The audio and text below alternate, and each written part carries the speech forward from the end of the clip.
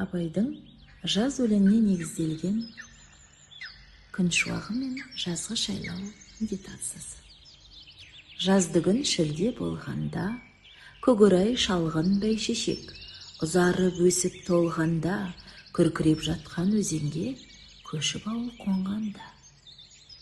Қанекей балалар, көздерімізді жұмамыз, денемізді бос ұстаймыз, терең демалып, жаймен дыбыс шығарамыз. Жарайсыңдар балалар.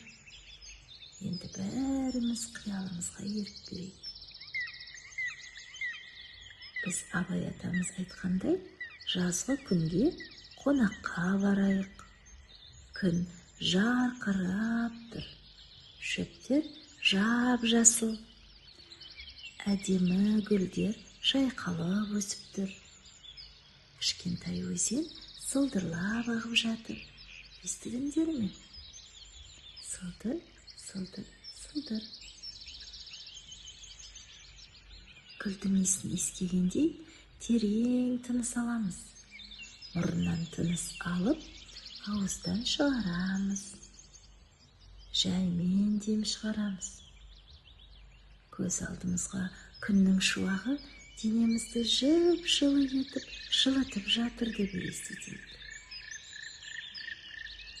Біз шөптің үстіне жатып, көк аспанға қараймыз. Бұлттар аппақ болып, баяу жүріп бара жатыр. Көрдіңдер ме? Олар қандай пішіндерге ұқсайды екен?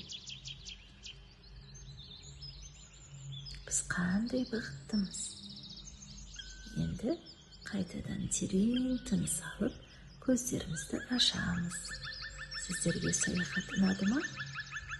Енді көрпемізді жамылып, көзімізді жұмып, ұйқыға батайық.